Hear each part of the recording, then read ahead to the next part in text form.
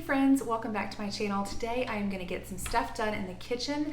There are things that I've been needing to do with some meat in my kitchen for several days now, and I'm finally going to get that taken care of. You can see back here I've got lots of mason jars lining the countertop. As the weather starts to cool off and our garden has been put to bed for the winter, now is the perfect time to be preserving food that is not necessarily from the garden. So things like getting the dry beans out of my pantry and pressure canning them so that they're ready to serve on my pantry shelf. Also, we go to a local butcher and purchase the best sausage we have ever eaten. It's about 30 minutes from here, and a neighbor goes with me about once every 2 months, and I will get like 20 pounds at a time. My daughters will help me put some of them into raw patty form, and we'll freeze them like that with parchment paper in between the layers. And then I really like to brown the rest of it and freeze it in like 1 pound or 1.5 cup portions in the freezer. That makes it really easy to add to soups, sausage gravy, breakfast burritos. And it's really convenient to grab those bags out of the freezer and not have to defrost them and then cook it. It's already cooked. One of my goals well before Thanksgiving is to clean out this freezer completely so that I can defrost it. I really can't do it until the whole thing is empty. I can move some of this stuff into my smaller freezer. This bin really just has mostly peaches in it, as well as some pepperoni that I recently bought. A lot of these bins are getting close to empty. That's just some lunch meat back there. Some okra. Oh, I've got some pork tenderloins down there. That entire bin is full of butter, and some of that bin, I believe that is some buttered chicken right there and some veggies on the bottom. And the door is pretty close to empty as well. So I don't think I'm too far from that goal. And then here is our little freezer. It also desperately needs to be defrosted. This happened when the door got cracked open not long after we filled it with 200 pounds of venison. Talk about a mess. Thankfully, only like the meat in the very front became even partially defrosted, so we just cooked all of that up and pressure canned it. We still have a lot of meat in here, and I've been working on getting that cooked and canned up to save space.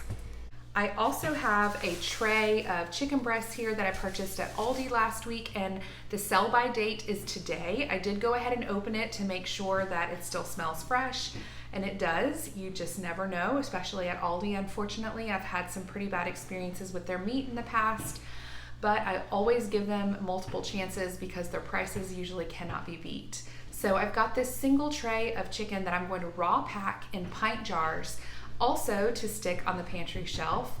It is so convenient, especially in the winter when you're making more like soups and stews and chilies and such, to have canned meat on the shelf. I also have this really big bowl of ground venison and blood that I have defrosted from the little freezer. There's 8 pounds in here. I am going to brown all of that up, and I'm going to pressure can that as well. If time allows, I also need to make sandwich bread for the week, and I would like to make a big batch of Chex Mix for my kids to have as snacks.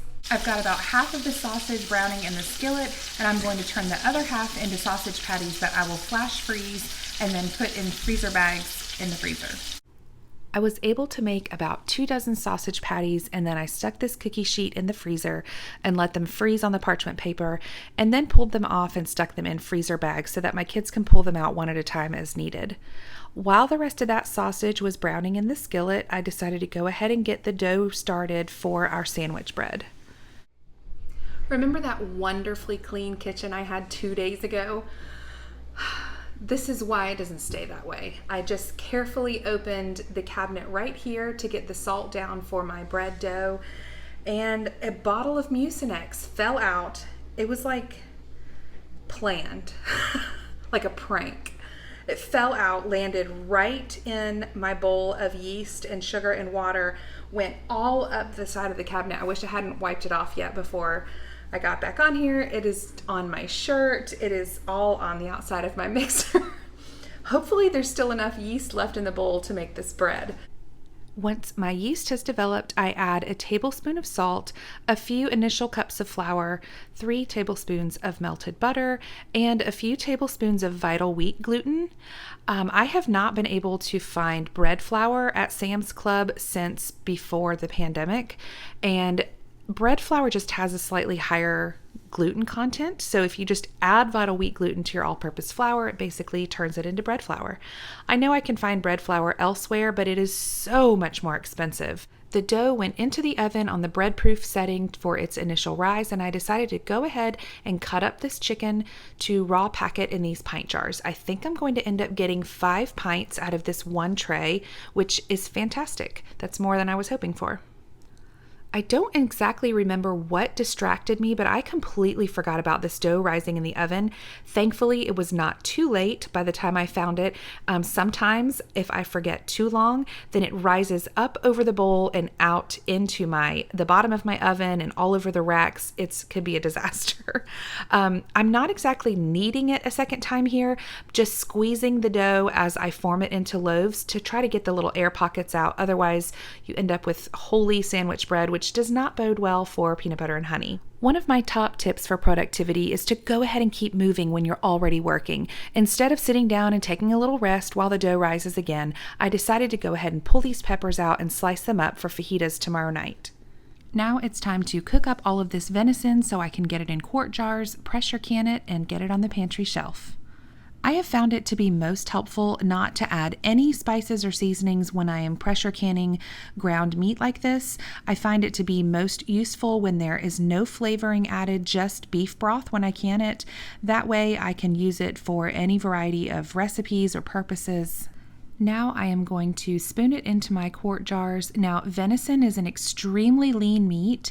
Usually I have to add a little bit of bacon grease or oil to the pan just to brown it because it is sometimes a little bit dry, but very lean. There's no grease or fat. All that's left is a little bit of water in the pan after I cook it. We have been eating ground venison for years now. In fact, I can't remember the last time I bought ground beef, so much so that when my son, who works for a local rancher, brings home his beef bonus about once a month, which is about 5 pounds of locally grown, delicious ground beef, we will make things like meatloaf or hamburgers with that meat. And some of my children actually say they don't like it and they prefer the venison. I don't feel the same way, but I'm glad they like the venison since we have so much of it. I mixed up some beef broth and I'm filling these jars to about 1-inch headspace. Then I'm going to pressure can them at 10 pounds pressure for 90 minutes. Let's head out to the porch and greenhouse and take a peek at my fall seedlings. Unfortunately, I did not label these seed trays. I know I planted broccoli, celery, cabbage, and Brussels sprouts. So these 2 trays are doing wonderfully. Just about every single tray has some seedlings started. They all germinated and are coming along nicely. I'll probably wait a couple of weeks before I up-pot them. And I don't remember what was in this tray, but it looks like nothing right now. Nothing has germinated. I do see the slightest sign of life right there, but that is so tiny, it almost makes me wonder if it's a weed. I was a little nervous that I got too late of a start on my fall seedlings, so I did pick up 2 6-packs of starts at Lowe's a week or 2 ago. I got a 6-pack of broccoli and a 6-pack of green cabbage. There you can hear Mr. Bingley, our friendly rooster.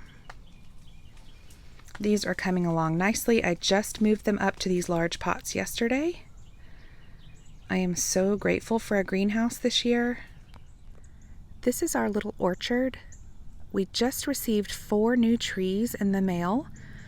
We now have peaches, apples, pears, and figs, and we are waiting on 2 cherry trees to arrive that we will get in the ground probably next month. It's always fun when your fruit trees arrive with a little bit of fruit on it. Look at that little fig.